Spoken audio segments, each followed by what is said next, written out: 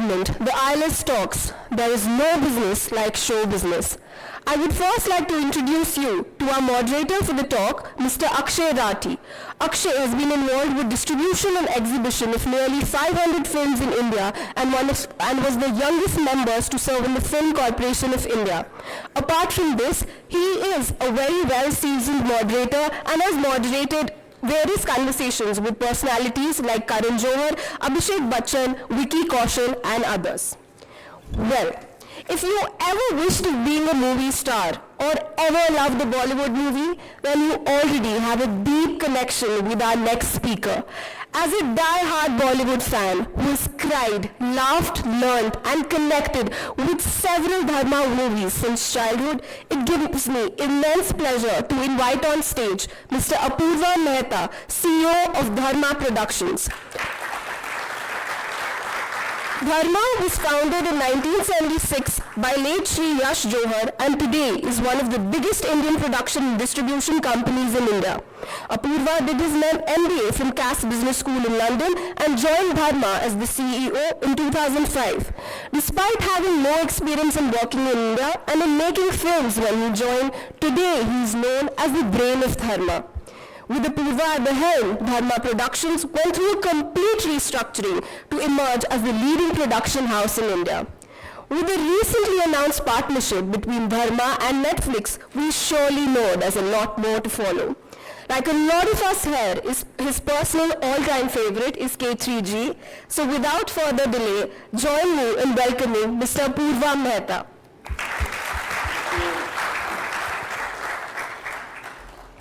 Good morning, everyone. I believe we're already running a bit late and he has a flight to catch, so I'll get cracking without any further introduction with the questions. Apoorva, let's start talking about your first memories of cinema, the world we live in. So firstly, thank you guys. It's wonderful to be here. Thank you, Akshay, for inviting me. Thank you, Dean Srivastav. And it's wonderful to see so many young people. And that is a trick question. I'm not going to start feeling too old answering it. But never mind. So I think my first memory of cinema really was when the color TV came to our house in 1982. I don't think any of you were born at that point in time also. But the whole excitement of seeing color on television was something else. Other than that, I think my entire brush with cinema has been driven by my friendship with Karan. We were best friends in school and we kind of went to college together. So there's a very, very interesting story of how we became friends. I'll quickly share that with you. We were in the 6th grade and we had 3 divisions in our school, A, B, C, and typically you continue being in the same division all your life till you graduate. And for some strange reason in the 6th grade, Karan was the only child who got shifted from the A division to the C division. And he was extremely upset because he had no friends and he went and complained to the principal that please put me back in the A division, put me back in the A division. She said, no, we can't do it now. The master has changed and you have to be here. So it became so difficult for him that that the principal finally came up to the classroom and said that who will be friends with Karan Johar? And for some really strange reason, I was the only one who put up my hand. But having said, I'm glad I did because it's been a wonderful journey all these years together. So I think we kind of worked together in school, together in college. I think we both grew up in South Bombay, so you cannot be caught hearing Hindi music in the car. You roll your windows up and you hear Hindi music. We were that variety. You can't tell your friends you're hearing Hindi music because you probably would lose friends. I also was part of a family that was extremely conservative in that sense. I remember, at one point, Karan, after a few years, he told us that his father made films, and I remember at one point, I telling my family that, mom, dad, Karan's father's made Muqaddar Ka Faisla, and my friend's father's a big producer. And of course, the film had not done well, so usually my mother said, why don't you make industrialist friends? Why are you making friends from films? So, I mean, it was an environment that was slightly not conducive to being friends with the filmy people, but essentially our friendship kept growing with time, and I think in 1991, I met Aditya Chopra through him, and I think those years were really amazing because Indian cinema itself has a big renaissance at that point in time. You had these amazing love stories which are even today loved, like Kuch Kuch Hota Hai, Dil To Pagal Hai, Hum Aapke Ke, and all the stuff which I'm sure some of you must have seen. We grew up on those films, and we grew up on a staple diet of Shah Rukh Khan. So it was incredible, and I think I think what we really enjoyed was watching films and talking about them. There was never an attraction for an actor or an actress. It was just the whole aura of watching a film and the magic it creates in you after you finish seeing it. I think that was the biggest binder for us. Apoorva, the show business has two sides to it. There's the creativity and there's the commerce. While the creative side of it is what gets the limelight and the attention and the hoopla, you chose the latter. What made you do that? So I think for everyone, I think for most people at least, I think careers happen by accident, and I was probably one of those also. My father passed away when I was like 17, so I was quickly thrust into the family business. We had a copper rolling mill in Andheri, and I soon figured that the factory was probably doing better if I didn't attend it, because I think it was so well automated, and what I did there was read the Economic Times from page 1 to page 10. I learned all the companies' names. I understood terms as profit after tax and all of that stuff all on my own, so I'm very proud. But I figured that this is not what I want to do in life, because it was just, it was a family business with uncles, and we didn't have the greatest relationship internally. So I figured that this is not something that is going to last, and you have to start doing something that you want to do. So I think at that point I was just looking to go and study and then figure out what I can do with my life. And then Karan said, oh listen, Adi's opening an office in UK and he's looking for somebody to do some work there. So I said, that's great, I can study and work, So it sounded like the perfect recipe.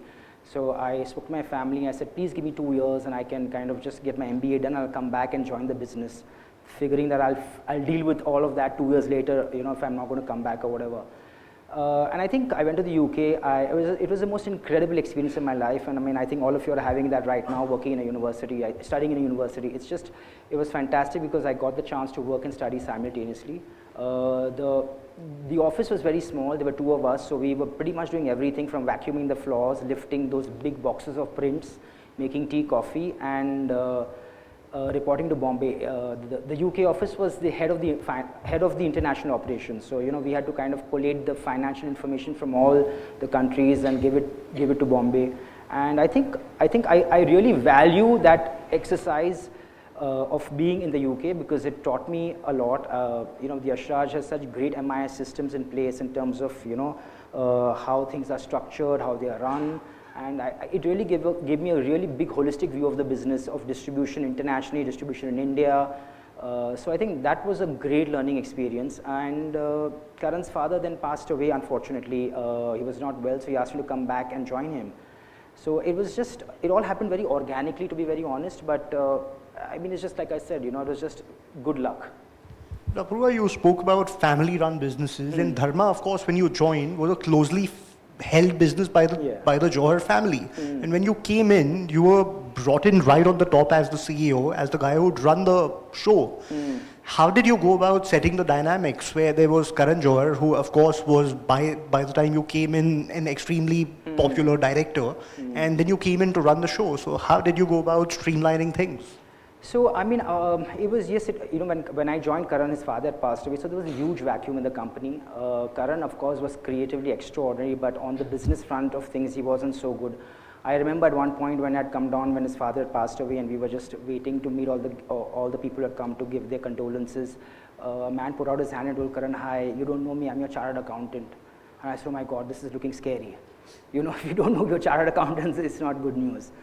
So it was challenging, I knew, because his father was an extraordinary man. He was completely in charge of the business. He was a visionary. He was an extraordinary astute producer, and Karan never had to look into anything. So I was now stepping into somebody's shoes who was not there to teach me what all he knew.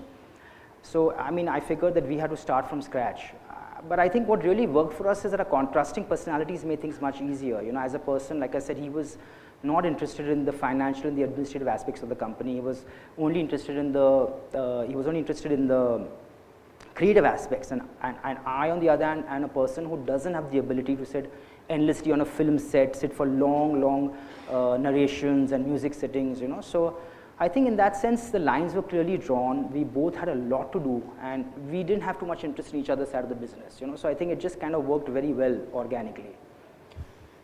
When you came in, around the same time the studios came into the entertainment ecosystem, and till a point of time you were competing with them, and then you collaborated with Foxstar into a partnership that's done very well for you and for them. What are your thoughts on the way that these studios have changed the dynamics of the entertainment sector? You know, so it's fortunate that I've had the opportunity of seeing the entire change that's happened, you know, because of the period that I've been working. We've been able to see the entire change that's happened in this business. Like you rightly said, Akshay, when I came in 2006, there were only 2 studios in India. There was Yash Raj and there was Eros, who had a pan-India presence. And UTV had just started doing some work. So, you know, the options were limited for us. We could either give our film to a distributor like Yash Raj and Eros or UTV, or we could sell the film in every territory to a sub-distributor. In fact, Fox Studios came into India with our film, My Name is Khan, and you know, you figured when you deal with international story, you really understand a few things, that you understand that systematic and accurate accounting and reporting is of critical importance to them, you know, and of course ownership of documents that protects the intellectual property rights in the film, you know, and these areas were not so well defined in the way Indians operated, you know. For example, the legal contracts that were in place at those days were just one-pagers, because the entire business was based on relationships. You know, you were an actor, you would, you know, you write 20 lines, you're doing this movie, you pay you the money, this is blah blah blah, it's over. But you know, as international studios came in, you had to address lots of issues because they had those in their contracts. You know, that what happens if the film is abandoned? What happens if there's an infringement of rights? What happens if what are your duties and obligations towards ensuring that the film be completed on this time? So I think as a result, there was a complete metamorphosis in terms of the way the contracts were entirely handled in the business, and I think everyone started aligning themselves to realizing, okay, we have to start addressing all these things. And the second thing was reporting. I think, you know, they're so sticky on reporting. You know, you have to constantly give cost accounts, you have to constantly give budget versus actuals, because you're accountable. It's somebody else's money, and you have to let them know, okay, how it's being used, you know. So they were all good things. I think the studios have really come in and removed the entire, you know, stigma. I think studios coming has removed the stigma that, you know, the industry is not a nice place, there are a lot of cash dealings. I think all of that is removed, and today, in fact, it's the cleanest industry. You don't have any cash dealings. It's almost sad that there are times you need some amount of cash for some palm greasing, and you have to really think, oh my God, how do I generate this cash, you know? It's almost the opposite, because it's become so document driven, clean, because of all these studios. For me personally, when I joined the company, we had just finished shooting Air Dil Hai Mushkil in the US for 3 months, and we had worked extensively with an American crew. That was my first stint on working on a film on the production side. Everything that could possibly go wrong went wrong. In those 3 months, I think I learned, I had a lifetime of learning. I think, but the good thing was that I was able, you know, the important thing was that all the processes and the systems that they used, I was able to incorporate those learnings in India. So I think that was really the big plus of that. I mean, I remember the last day of the shoot, and I was like thrilled to see everybody going back to India. I said, get out of here so I can also go back home. But I mean, that experience was really invaluable. It taught me a lot. And similar to the partnership that you have with Foxstar, you've just announced a partnership with Netflix. I'm sorry I'm doing this here, Gaurav. No, but I have to say that Amazon has been our original partner. We have worked, I mean, on the film side, every film that we've done is with Amazon. And it's a great partnership as well. I still need money for the rest of my films. So you want to tell then something about the new partnership that you've just announced? So, you know, I think, I mean, essentially, I think as you continue to grow, you realize that you need, as you continue to grow, you realize that you need to scale up in any business. That's a given. But how do you scale up? Because you don't want to grow a business on debt. I'm a Gujarati, so I'll never do that, you know. And we were very clear that we didn't want to go public. You know, you don't want to be under the pressure of having quarterly results and answering investors that, oh my God, we've not had a release this year because X and Y actor couldn't give us dates. You know, it's difficult. It's a creative business. You know, there are times you have 4 films in a year, and there are times you only have 1 film in a year, and you can't change that. You can't make a film because you have to answer to a board of directors or to the public. You know, so the question was, how do we get money to make lots of films? How do we continue to build value in the company by retaining the IP, and also how do you enjoy the upside in theatricals, you know? So if for us on the film side, so there are 2 aspects to answer in films and digital both. On the film side, of course, we realized that we had one asset that all the other production houses didn't have, directors. You know, so we understood that, so I figured that the way to do this was to kind of do an output deal with the directors, and you can do an output deal with the studios rather, wherein we kind of we put a bet on the biggest variable, that is the director, and we made complex grids to understand what happens if an X actor is cast, what happens if a Y actor is cast.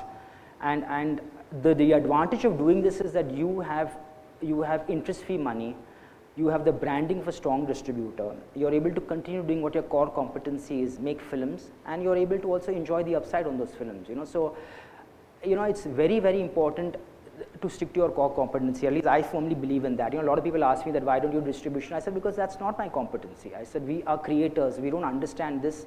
I am not interested in investing a team of 100 people to sit and run distribution networks. You know, my job is to make good content. I think the same thing happened with Netflix. We were speaking to a lot of we were speaking to a lot of operators, Hotstar, Amazon, Netflix, and I think with Netflix, I think the conversation just went very fast, and we had a couple of shows, and they said, hey, listen, why don't we do something that's more bigger? And you know, it is easier. It's easier than to be able to focus continuously on doing what you're doing and not worrying about financials, and not worrying about money, where is it coming from, how are we going to sell it, whom are we going to sell it. You're focusing on your work. So I think that was a huge advantage.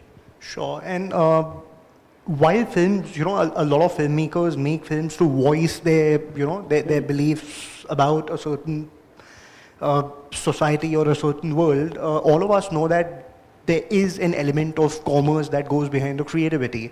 And I'm sure there's always a procedure that you put into place, or there's some things that that come into play to try and second guess what the audience of the day wants. So to put it in B-school terms, market research. What does Dharma do to, you know, to select which are the films that you think can cut ice with the audience? So, you know, I think on a creative front, we are very, very lucky to have Karan with us. You know, he's an extraordinarily gifted creative person, you know. But of course, you put in layers beyond that, because it's not physically possible for him to continuously read every script that comes along the way. So you have a creative team basically who vets the projects based on the brief that, listen, this is the kind of stuff that we should be making, this is the kind of stuff I think is running well.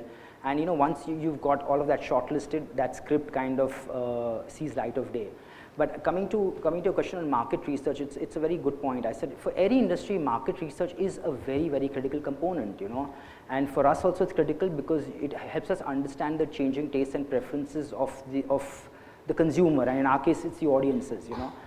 You know, we are in an era where, thanks to globalization and growing internet access, people are now exposed to a variety of foreign cultures, trends, and a host of international content, you know. So you're in a scenario where you're dealing with quick and rapid changes in audiences' taste, preference at a pace that you can't keep up with. And for that purpose, it's really important to keep yourself informed of what's working and what's not. And on the film side, we have focus group readings for a script, which a lot of people are doing. We've not been doing it, but a lot of people are doing it. And you have focus screenings for a film once the film is ready. So what that means is, essentially, once the film is ready, we speak to agencies who are now specializing in this, and they screen the film to an unrelated group of audiences based on certain demographics, based on certain briefings that we give, and they come back with proper data.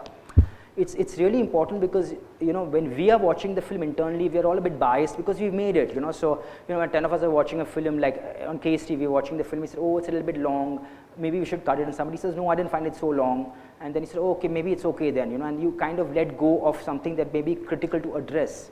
But once you have a focus research done and they come back with data, they said, okay, we showed the film to 30 people and 20 people reacted positively in the trailer, 25 of them found the length to be very long, 5 found the length to be okay.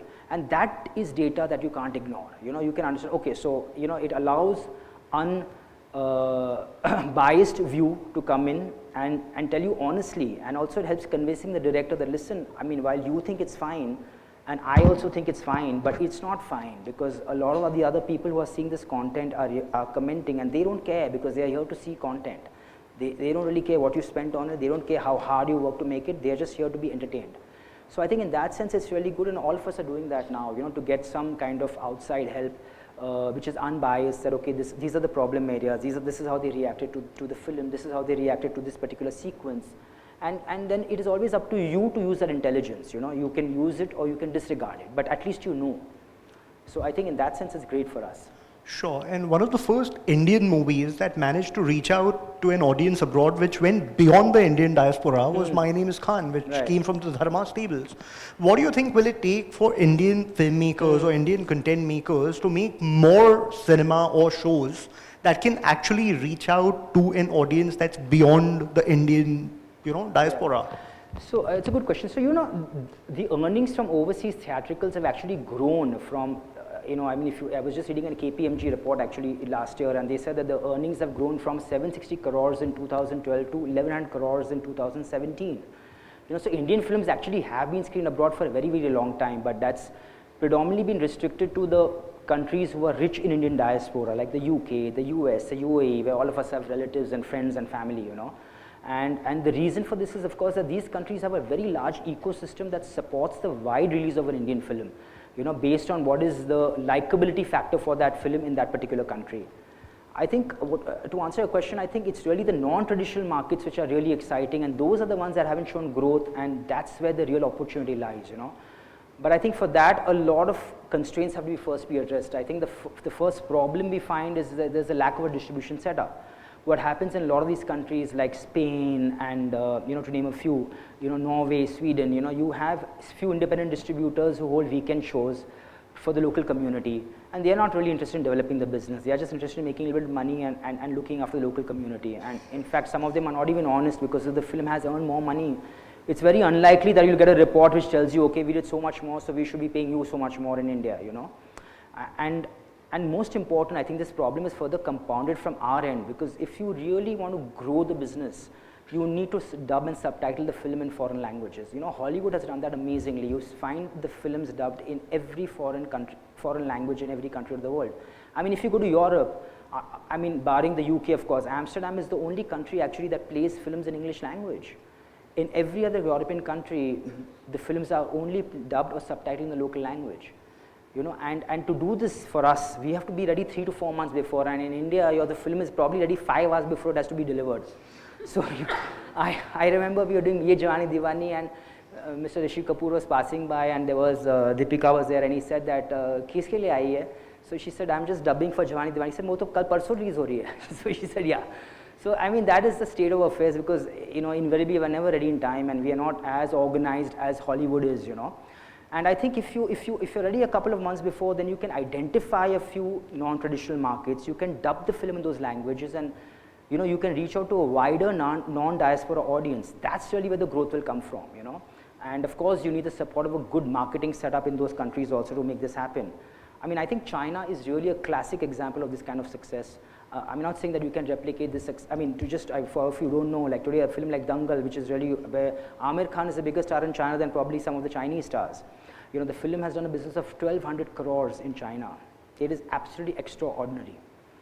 I mean, it's incredible. I mean, the kind of money to be made in a foreign language film, and to get so much love in another country, it just shows that emotions are universal. And if you're able to do this replicate this success in some other countries, the business will expand exponentially. But of course, I mean, it's not to say that it can happen everywhere, but yes, there is tremendous opportunities in places like South America, Latin America, Korea, Taiwan. I mean, there are robust regional language markets, and there is no reason why our films can't, some of them at least can't do well there. So there's tremendous opportunity. Sure, and while the entertainment industry carries this perception of being loaded with glamour and luxury, there are a lot of people like you who have to work hard and who need a lot of business acumen. What do you have to say about that? The misconception of, the So, there are 3 factors that define this industry and make it very, very unique. First of all, this is the only industry where past performance is not a barometer for future performance. Secondly, it's a high risk, high reward business with a very, very low success rate. For every 5 films that we all talk about which are successful, there are 50 that aren't even being spoken about or that are losing money heavily. And the third thing is that the cost of the product is very high and there is no residual value. So when you look at all these factors, it makes things extremely difficult. This glamour that people talk about, it really actually comes at a price. And if I was just to run through with the process with you, the first thing is to get a good script. Once you have a good script, you have to chase actors. We are in a lopsided supply situation, because you have like 60 filmmakers chasing 10 actors who are accepted across India. So getting the actor to hear a narration, then getting him to like a script. If he likes the script, he has to have the time to act in it, because they have their own thinking that, okay, I've done a comedy film right now, so I'm going to next do an action film and then I'll do a comedy film. So it means you're waiting, so you have no, so that's the first challenge to take care of. Simultaneously, you have to start budgeting the film based on the genre, the cast, the director. Budgeting, of course, is a very, very critical component because it plays a huge role in the eventual success of a film. Then you have to deal with all the stress of filming, which is location disruption, weather challenges, climatic conditions that are not conducive to shooting outside, combination dates. I mean, it's just so difficult to get hold of all the cast together, combination dates, and making sure that the work that you plan for the day is achieved. You have to constantly keep monitoring that, because if you have any spillovers, it increases the cost of your film. And then, of course, the sales. You have to analyze the earnings potential from every revenue stream and then decide that, do you want to sell the film to a distributor and not have any upside? Would you want to pre-sell some of the rights and keep some of the rights? Would you want to are you very confident, and would you want to release the entire film on commission and take the entire risk? So all of this depends on your assessment of the success of the film and your risk-taking capacity. So it's all sophisticated roulette eventually, unfortunately. And there is always a greed to earn more, but it comes at a huge cost. So it's very, very challenging. To structure a film, to structure a film correctly, to fund it, to finance it, and to distribute it. And then you're battling the release date situation. That's the other big torture. People are announcing release dates years in advance, and everyone's got relationships already in the industry. So then you say, oh, I can't come on that date because, it happens the most with us because Karan is friendly with everybody. So I said, when are we releasing this film? Because every week has gone with some release, and then you want that big holiday period for that big weekend number. So that's the other challenge. The big films take the big days, and then you're battling with the other dates to try and get an efficient day that works for your film. So it's an extremely tough industry. Sure. And with the dynamics of the entertainment ecosystem in India changing so rapidly, I mean, over the last few years, the OTT platforms have made huge inroads across the length and breadth of the country. As a content creator, how do you plan to change the game to survive with this or to flourish with this?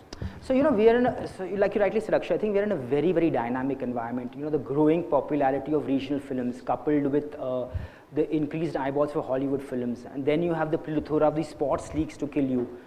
Tennis league and IPL and Kabaddi league and God knows what else is coming up next year. And then you have so many forms of online and offline content, so there is just so much content out there, and the sad thing is you can't expand the week. You can't expand the 24-hour cycle, and you're stuck with so many choices. I mean, if you look at what's happening in Hollywood really, and that's really from where we all have been taking our cue. I said what's happening in Hollywood is that, the studios are becoming far more conservative, and they're all now banking on the power of an event film to break through the noise of the crowded marketplace, The feeling is that we rather invest $250 million in that one film that has the opportunity or the ability to break through the brass ring, as opposed to investing a host of projects which are personal and maybe historical, but they're going to get lost in that shuffle because there are only 24 hours. And I think that's pretty much the trend that's happening in India also. You have two kinds of films that will now survive in cinemas. You have the high concept films like a Razi, like a Andhadhun, which are very unique in the offering because of their concept. And then you have those larger than life films that are made on where the narrative requires them to be made on a very, very big scale, to provide a cinematic experience that can't be seen on the small screen. We are competing very, very heavily with the OTT platforms now because, you have 600 million smartphone users in the next few years, So you are going to see such an explosion of content that's going to come there. This is going to get more and more defined, and you're going to have a situation where all the middle rung films will all disappear. They'll all have to debut straight on the OTT platforms. In fact, if you see, the theaters are also moving with the strategy, because they've realized that we have to upgrade the theaters by offering gourmet food, 4DX screens, you have this immersive technology being introduced in some screens, you have IMAX screens coming up. The whole idea is to offer additional or differentiated features so that you convert theater viewing from a casual outing to a high-end experience, So which is why you really won't see ticket prices going down, because the idea is to offer a differentiated viewing experience to the audience. So it's going to get very, very, very, very distinct, but the two will coexist. The two will coexist because in a place like India, you know, what are the outings that you can do? You can go to a restaurant, you can go to see a film. That's pretty much it. You know, you don't have parks and you don't have recreation facilities like you have abroad where the common man can go and take his family. So the theater will coexist with the OTT platform. But I think the wonderful thing is that there's so much content that's being made that, you know, you can take a chance and you can do something now if there's a small group of people who you feel will see that content, you know. Because all the gatekeepers have now been killed with OTT, you know. So I think it's a great time to be in the business. There's just so much work going on the theatrical side as well as on the digital side. Sure, and similar to the changing dynamics of the entertainment industry, the dynamics of the economy are changing at large with the rollout of GST, with the recently announced corporate tax cut. What do you think about you know, the future of the entertainment sector in the larger scheme of things? Do you think we're going to contribute more to the economy? Where do you think are we headed? Well, I think most definitely, I think we're definitely going to be contributing more because, like I said, you know, entertainment is a very big part of the Indian narrative.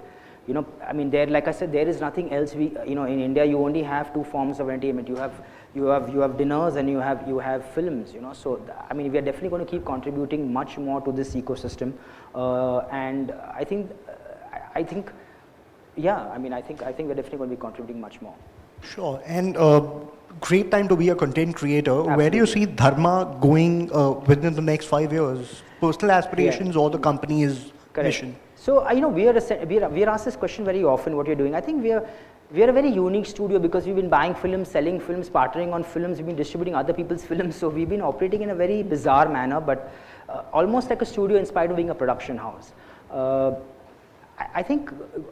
I mean, we are very clear that content will always be the center force of everything that we do. We are a content creation company and everything that we do will be around that core competency. You know, we recently launched Dharma 2.0, which is a creative production advertisement company. And the idea is to really, it was a logical extension to try and focus on our strengths, which is creativity and production. We've also now ventured into Dharmatic, and people ask us why Dharmatic. I said, you know, given the overwhelming response to our content in the theaters, you know, it only made sense for us also, you know, to join the game and bring our style of storytelling to the digital space.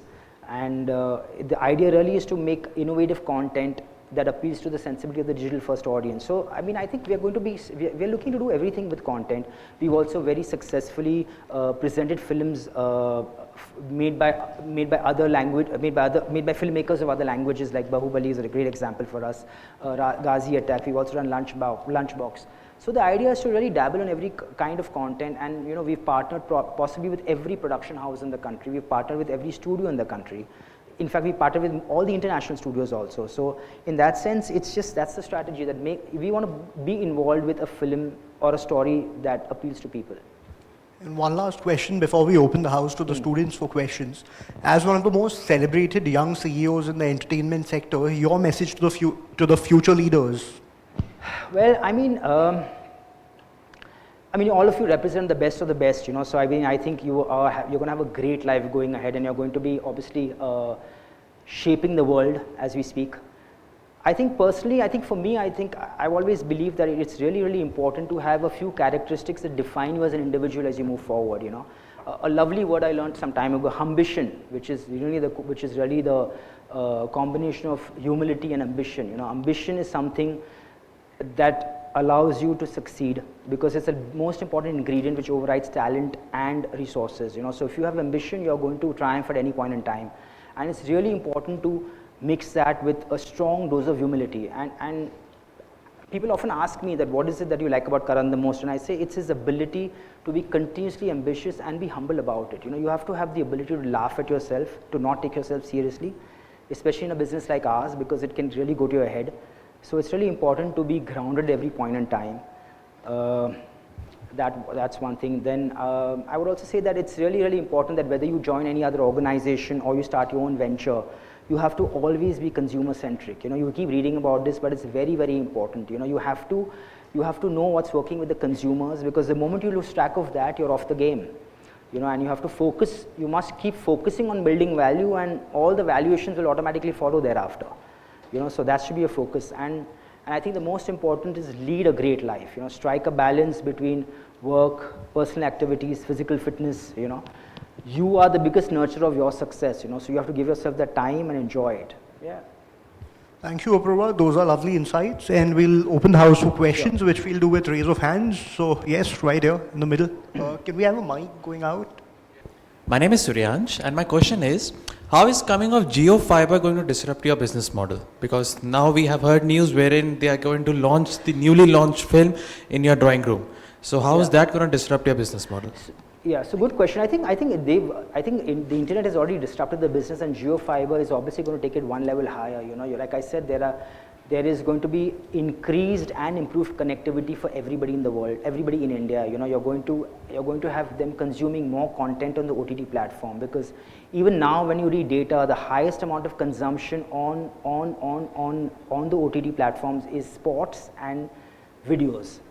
So you're obviously going to have more content being consumed, you're going to have more content being created, and like I said, you're going to have this very diverse kind of content in the theaters and diverse kind of content on the OTT platforms. But the two will coexist, in this country. I mean, that's the good thing. The two will continue to coexist, but I mean, the truth is that filmmakers and people who make films have to be ready that we might possibly be the stepchild of the OTT platforms now, because that's really where the big growth is going to happen. That's where I can see my friend at Amazon smiling away here. So that's really where the big growth is going to come from, and yeah, so it's going to be a very interesting time. It's an opportunity to tell lots of stories which otherwise you couldn't do. So I think it's wonderful in this business. It's funny because everyone always says recently, oh, the economy is such a bad shape, things are really bad, and I said, listen, I can't say that. I said, our business is booming. I mean, we are not able to get script writers, we aren't getting people to get, we are not getting, there's a genuine problem of getting good people, because all the good people are doing so much work. So great time to be in this business. Yep, more questions? Hello. Yeah, sure. Hello.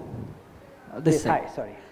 How open is this entertainment industry for the new entrepreneurs, and what are the attributes and characteristics that require? Is it money or something else for a new entrepreneur to get in? Sorry, I lost you. Can you repeat the question? How open is this entertainment industry for new entrepreneurs to get in? Okay. And what are the attributes that require? Is it money or is it something else that one has to have? So I think when you say industry, I'm going to break it down into theatrical and the OTT space. I think theatrically is difficult because I mean, you need a good script, you need a good story to tell. So you have lots of new directors now. I mean, you have to look at it from so you look at it from the creative side and the business side. From the business side, it's very easy. You can, there's the same. Every studio has the same back office functions. Be it finance, accounts, legal. So all that is easy. You can get into any of those based on your skill sets and based on your passion to be in the business. On the creative side, of course, you have to be. It is tough because there are so many great ideas being churned out every time, and you have to find an idea that works with somebody. Money will follow. Money is never a problem. The fact that so many new directors are being launched continuously is because they have great stories to tell, and the money follows the story. So that's not a problem. On the OTT side, it's very, very easy, like I said, because all the gatekeepers have been killed. There are no barriers to entry. There are so many people making lots of content for the OTT platform who previously didn't have a chance to do anything on the creative side. If you have a good story to tell and there is a small group of people who you feel will like it, you can go ahead and do something. So I think on that side of the business, there's a great amount of opportunity because there are no barriers to entry. On the film side, there are some barriers. Yes, go ahead. Yes, hi. Can we have the mic going there? Sure. Yes, so hi. while the mic reaches there, we'll just take this one on. Go ahead. So my question is, not just OTT platforms, but there is also advent of digitization in every company and pretty much in every process of late. So how do the internal process of a production house change with this, with digitization sort of invading everything? So you're absolutely right. I think, like I said, again, there are two aspects to this. One is that as you continue to grow, you have to keep improving your processes and systems. So I think all of us are continuously doing that. You have to, but our business is also very, very relationship driven, very people driven at every point in time. So You can keep digitizing, you can keep improving your systems, your processes to enable your company to grow efficiently and correctly, but there is a lot of personal interface that continues in this business, which is very different from any other businesses, because it's a collaborative effort. You know, when you make a film, 80 people come together. You know, you can't have digital systems handle that. You have to have personal relationships to talk to people, to meet people, to kind of handle the creative issues, to handle their sensitivities on the project. So in that sense, on the creative side, these conversations can't stop. But yes, in terms of enhancing the quality of the product in the film, there's a lot that happens now because of VFX, because of the strides made on the digital front. So one quick question. And Hi, we'll make Apoorva. that the last one, please, Yeah. because we're running out of time. Go ahead. So, hi Apoorva, this is Hi. Yash, and it takes a lot of hard work to make a film. So what actions have you taken for, or what solutions have you taken for to fight the problem of piracy? You know, piracy is something that we've all, I think, learned to live with now, because I mean, there's not so much you can do, because what can you do? You know, you're fighting the whole world. I mean, people are hosting things from servers in different countries of the world. If you read the link, I mean, you hire piracy fighting companies in India who are doing that, but you're competing with like 2 billion people. You know, it's, you know, somebody is hosting something somewhere which is kind of getting downloaded and then passed on to some friends. It's very, very difficult. You know, theaters, of course, you know, you have now theaters where the content is becoming entirely digital. So in that sense, you can control to some extent, but you have no control when films are given to other countries of the world and what's happening there. You're releasing a film on 800. You're releasing the film on an average, you release a film on 200 screens in India and a good 700, 800 screens internationally. How in the world can you control what's happening in some theater somewhere? You know, it's extremely difficult. It's heartbreaking. You know, it is very heartbreaking, because, you know, I think Hollywood has achieved far more success on that front than we have, because they have the funds to continuously fight this. You know, you have to also have, you know, we don't have, unfortunately, India has not worked so hard. We've not done so much. You need to have bodies that continuously do raids. You have to have convictions by the government so that people understand that this is a big issue. But it's not happened at the pace it's happened internationally. So it's sad, but yes, we all have to deal with this. Unfortunately, there is nothing that we can do right now. I mean, hoping with time things improve as systems get better, as there's more digitization, and, you know, as people find ways of controlling things will get better. But as of now, it's a big problem. Right, Apoorva, as somebody who really looks up to you in the entertainment business and as a student of cinema, I feel truly honored to have done this with you. Thank you. Thank you for making it here, and thank you for being a terrific part of the summit. Thank you so much, guys. Wonderful. All right. Hi, Apoorva. I'm Apoorva. And before you go, I cannot let you go without doing this the current style, a quick rapid fire round. So can we start? You know, I am not. He is a creative genius. I'm the business guy, but we'll try.